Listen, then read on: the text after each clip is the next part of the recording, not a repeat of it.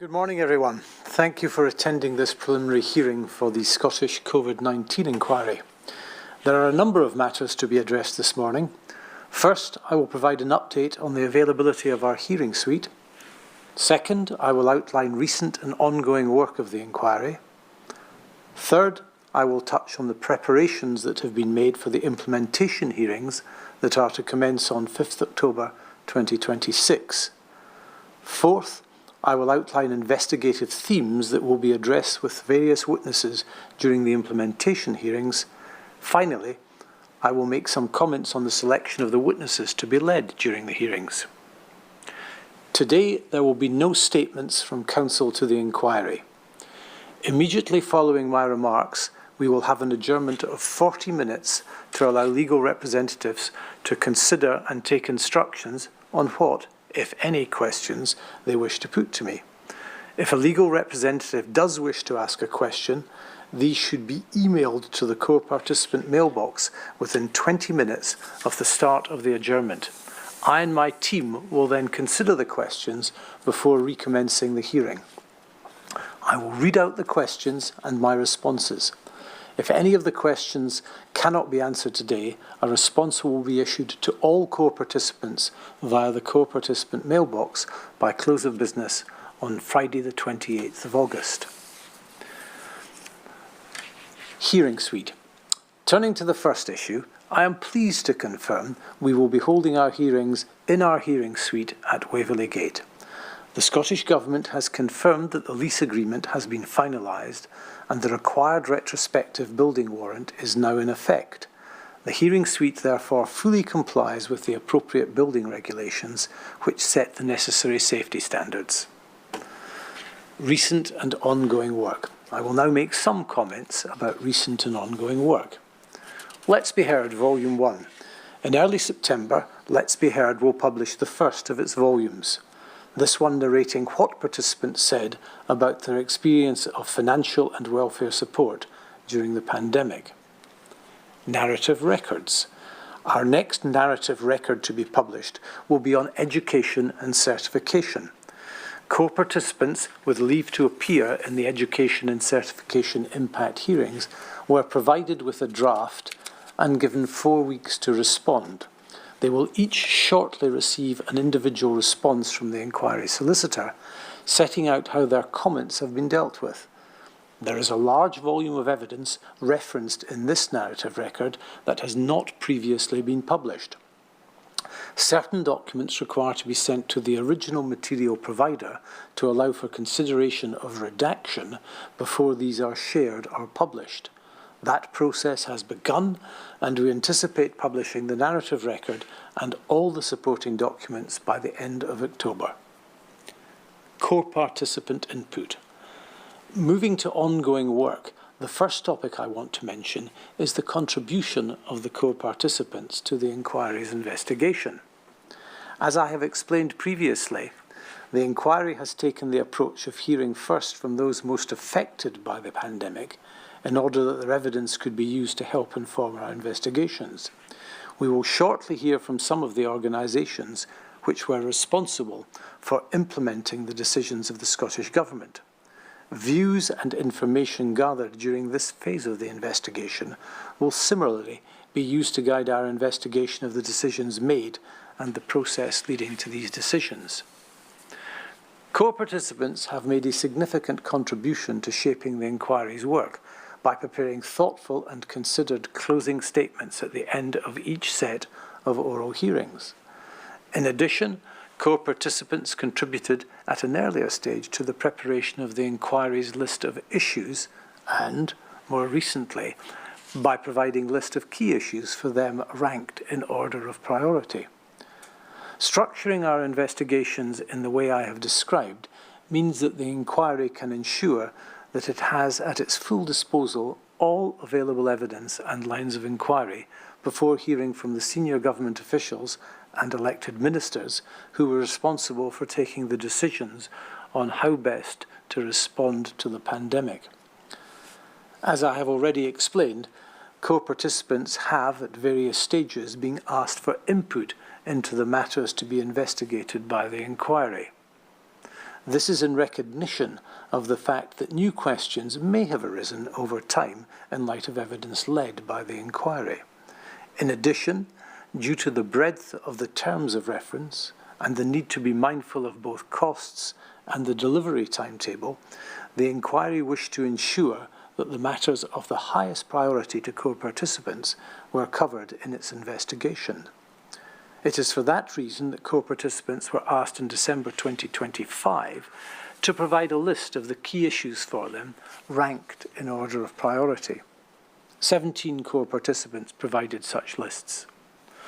The lists of key issues and lines for further investigation, included in closing statements, have been considered against the inquiry's investigative propositions for both implementation and decision-making.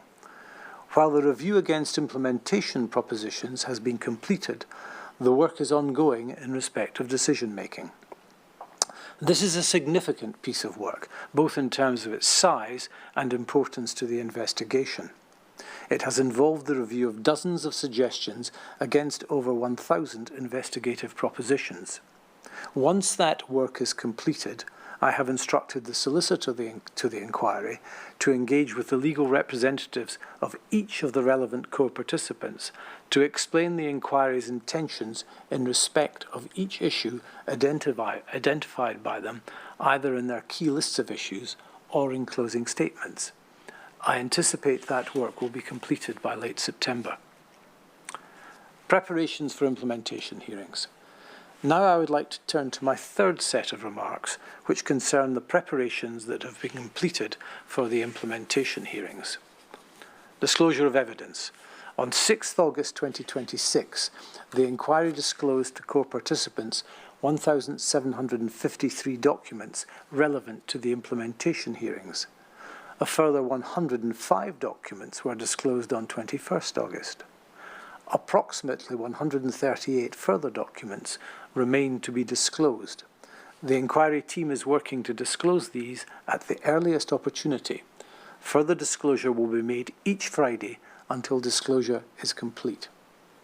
Rule 9 questions.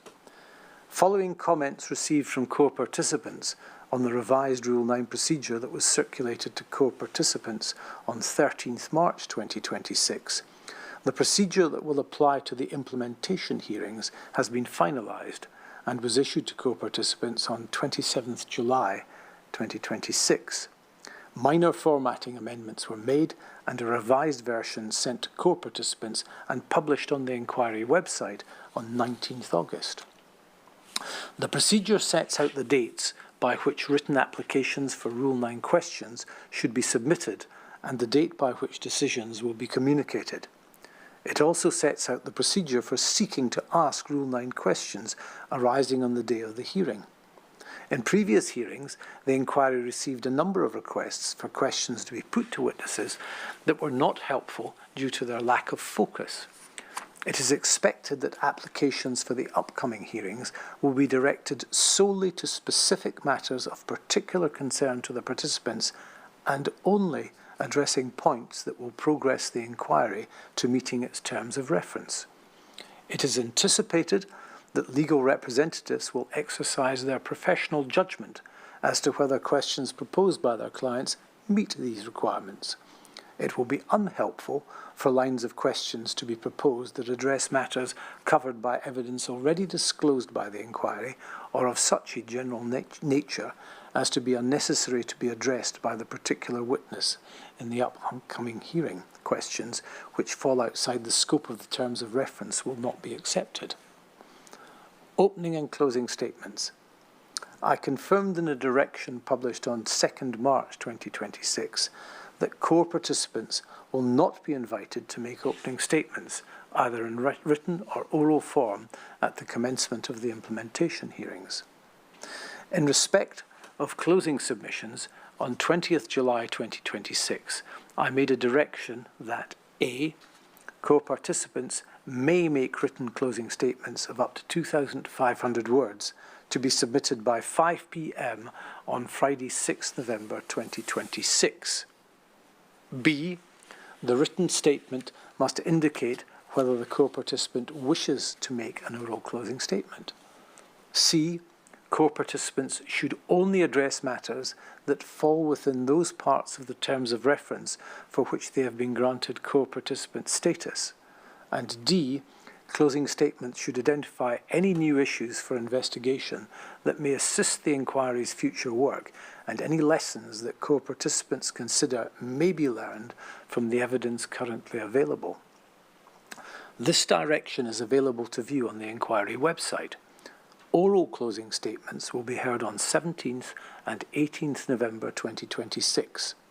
I am aware a previous direction set out 16th and 17th November for these closing statements, but a revised direction was issued on 21st August. Hearing timetable.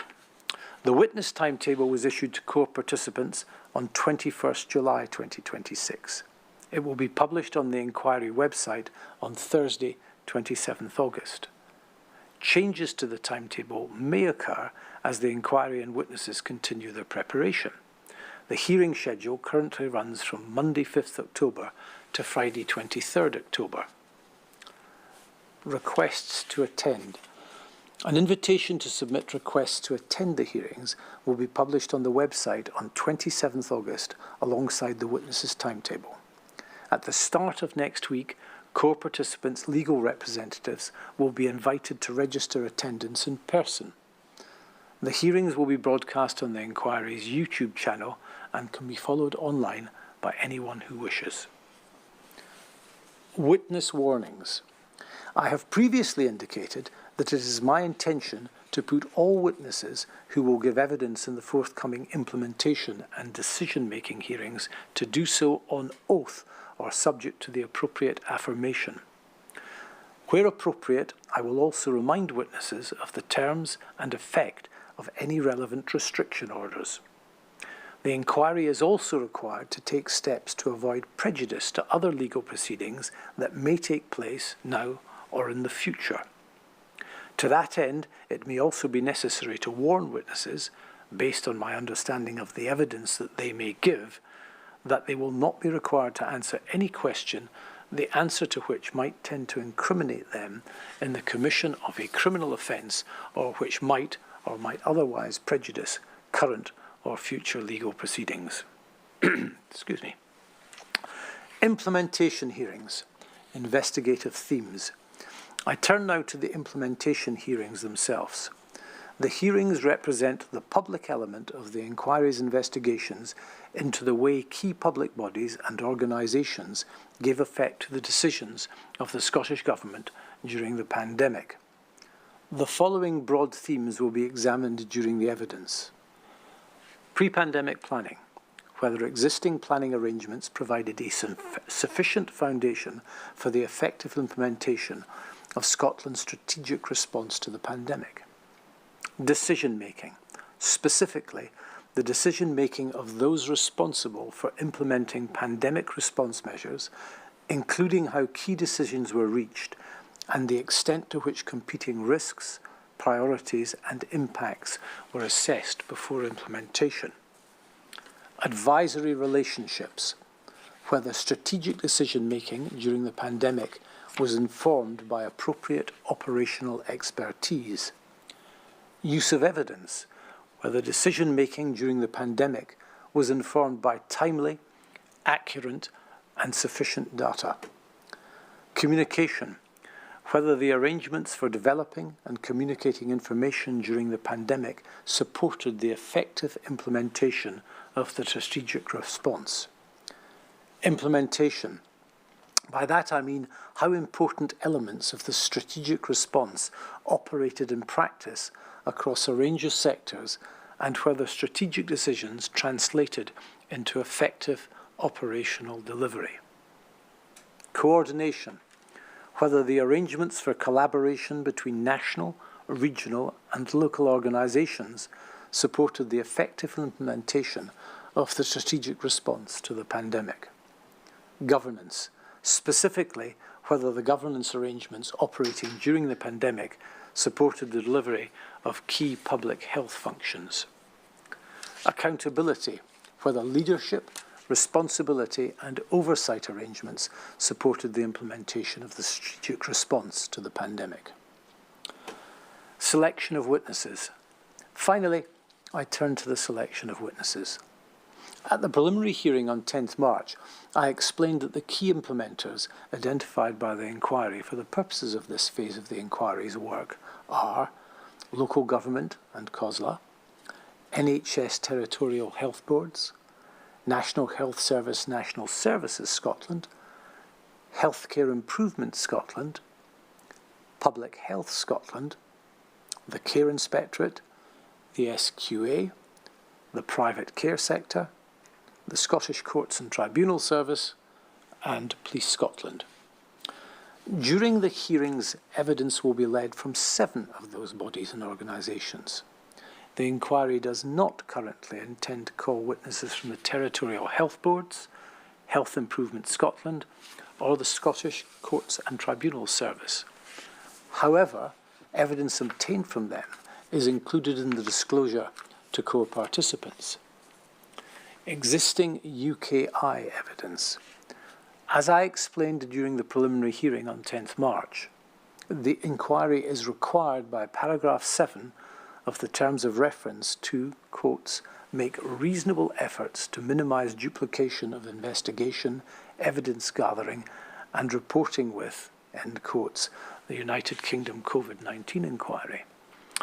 The inquiry has therefore carefully considered the evidence that has already been provided to the UK COVID-19 inquiry by the implementers being investigated by this inquiry.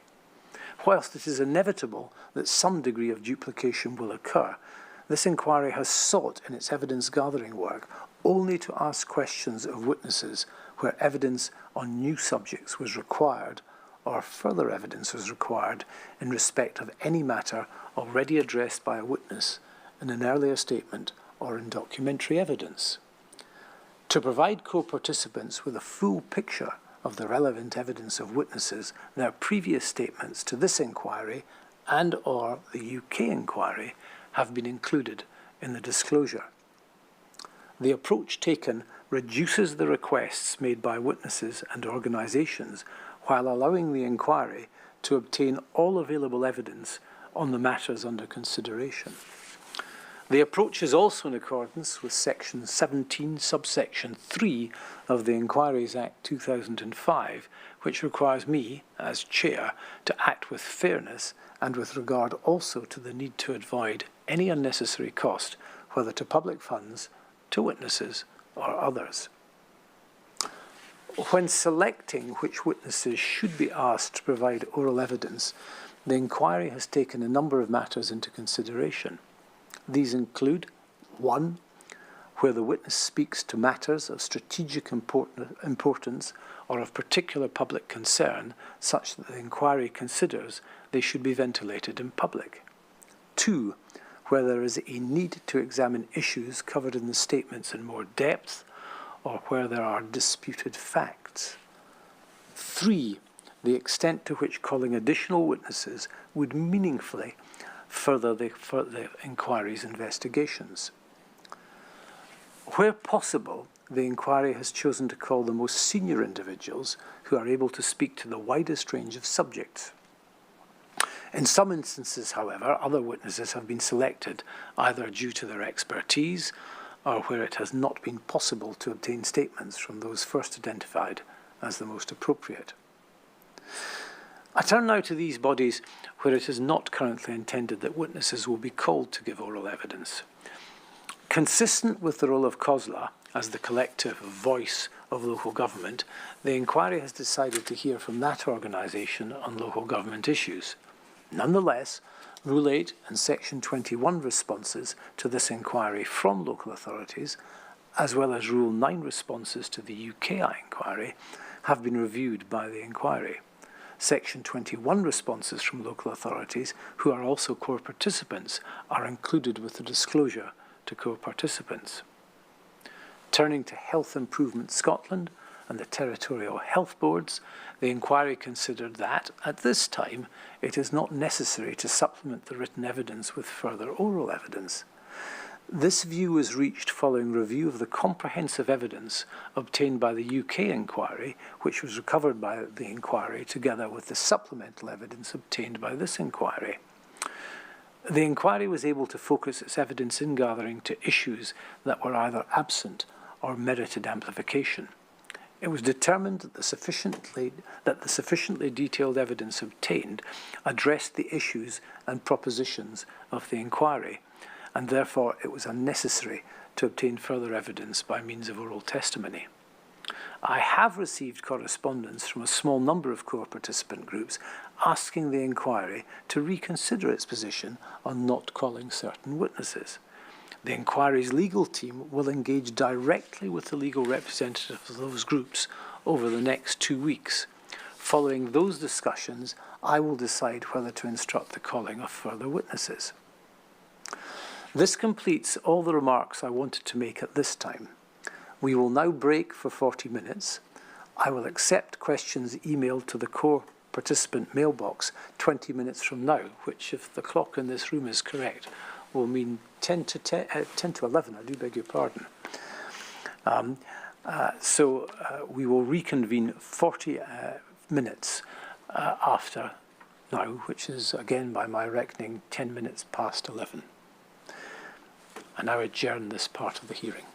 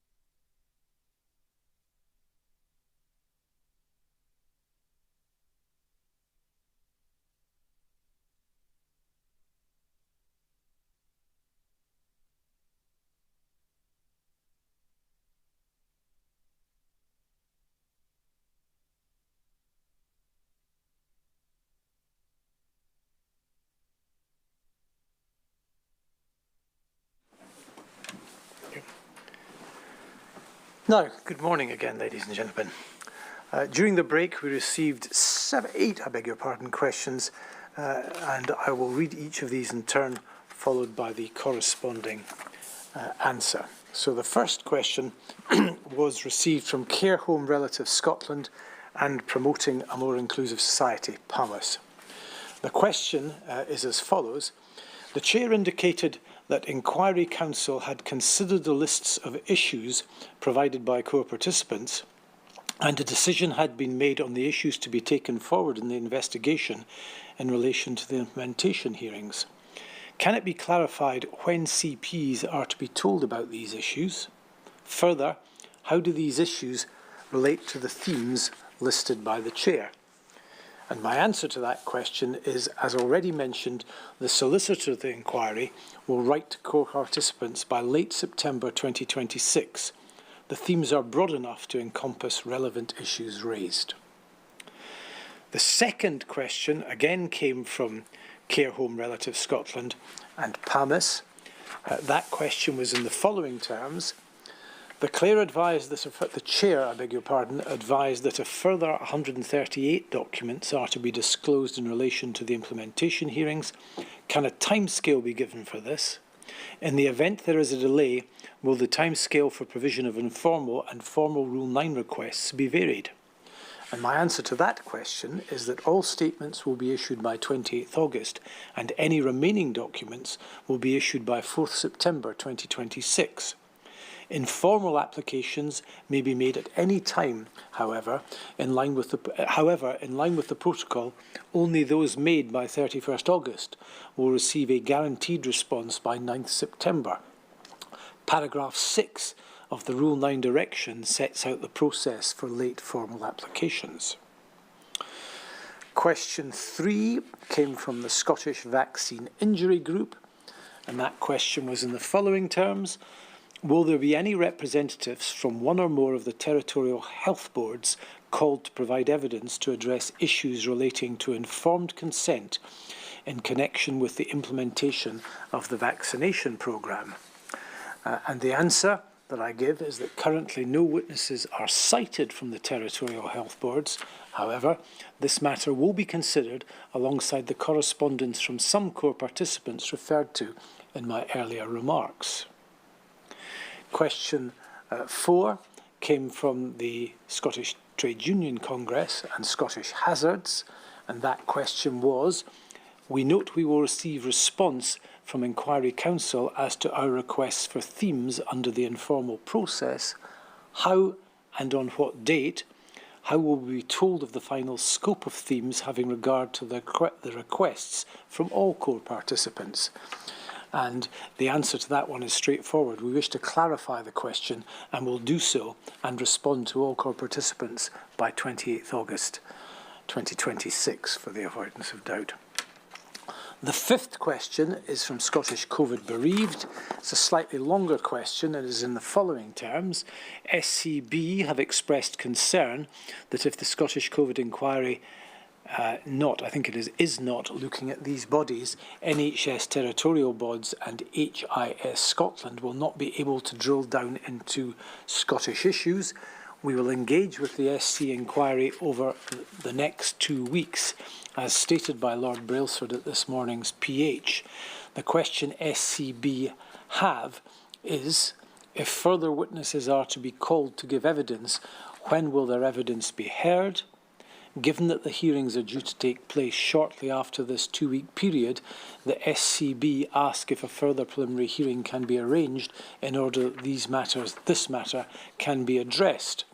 And my answer is, for clarification, it's incorrect to say that we are not looking at territorial boards and Healthcare Improvement Scotland. Both have been investigated and evidence has been obtained, including statements, which have been disclosed. As recognised in the question, there will be discussion in the next 2 weeks. If there is to be further oral evidence, our intention at present would be to hear it in October 2026, if possible. At present, I see no need for another preliminary hearing in 2026. The sixth question comes from the Scottish Women's Rights Organisation, And again, the question is relatively long. It's in the following terms. From the disclosure made to date, we have identified several documents that appear to be highly relevant to the interests of the Scottish Women's Rights Organisation at the inquiry, but which are not currently available on relativity. An example is in connection with the evidence on behalf of Public Health Scotland to be heard on Wednesday, 21st October 2026. The two witnesses for PHS are Jim McNenaman and Nick Finn. At paragraph 26.3 of Dr. McNenaman's disclosed statement, and the reference is given, there is a reference to equality impact assessments. Mr. McNenaman states that he is unable to comment on this issue, but that the corporate statement of PHS in Module 2A of the UK COVID-19 inquiry, and again the reference to that inquiry is given, deals with it. This statement of 155 pages is not yet disclosed by the Scottish Inquiry, and we do not know if it is intended to be disclosed. We would find it helpful if the inquiry could publish a list of the witnesses' statements still to be disclosed in connection with the implementation hearings to assist with the planning of our disclosure review work and engagement with the inquiry. For example, if the corporate witness statement of PHS to Module 2A of the UK inquiry is to be disclosed in the coming weeks, we will plan our work accordingly. But if the inquiry does not currently intend to disclose this statement, we will want to ask the inquiry to consider doing so. And the answer to that is that a written response will be provided by COB on Friday, 28th of August 2026. I think that should formally be by close of business on Friday 26th August for the avoidance of doubt. The seventh question is again from Scottish Women's Rights Organisation, and the question is, please can the inquiry give an indication of when in 2027 the hearings on strategic decision making will take place so that we can plan our resources and diaries. Even a general indication would be greatly appreciated. And my answer is, I have previously indicated that I would give an update at the end of the October hearings. If it is possible to provide an indication at an earlier stage, I will do so. And giving that answer, I fully appreciate that in this core participant, and indeed all core participants' interests, to know as soon as possible, and that's clearly our intention and desire to do so as quickly as we can. The last question, question 8, is from Independent Care Homes Scotland. And that question, which is in a number of parts, is as follows. In light of A, the recently intimated and extensive disclosure on the relativity platform, noting that there are a number of documents still to be disclosed. B, fully conscious of all parties' strict obligations as core participants on confidentiality. And C, Lord Pentland's recent speech delivered to the Royal Faculty in June 2026, indicating that AI is entering the courtroom to stay, in brackets, AI is entering the courtroom to stay, says Scotland's most senior judge, the Independent, close brackets. We would wish to ask the inquiry, standing that it does not appear that relativity is currently being run with any built-in generative AI suite, in brackets, AIR for review, I beg your pardon, in brackets and inverted commas, AIR for review, close inverted commas, close brackets. 1, whether AI may be used by agents on behalf of core participants, in brackets as appropriate, close brackets, for the purpose of summarising documents. And 2, if so, under what conditions and to what extent. 3, would use of locally hosted AI models or in-house enterprise clouds be permissible, in which information never touches a third party's vendor's external cloud? For example, while it does not appear that relativity is being run with any built-in generative AI suite, might that be enabled? And/or 4, otherwise, would the inquiry approve any platforms on a, in inverted commas, pre-cleared, close inverted commas, basis? And 5, if so, which platform or platforms? And my answer to that is, the inquiry's internal policy is that only information that is in the public domain may be interrogated with the assistance of AI software. It is a matter for core participant legal representatives to ensure compliance with confidentiality obligations, including their use of locally hosted AI or in-house enterprise clouds. The inquiry does not intend to activate the AI functions in relativity for use by core participants. The inquiry has not pre-cleared any such tools or platforms. Those are my answers to the questions that we received, and that concludes the questions that were raised and have been answered, and that brings an end to this preliminary hearing. I thank all of those that have both listened and participated. Hearing's adjourned.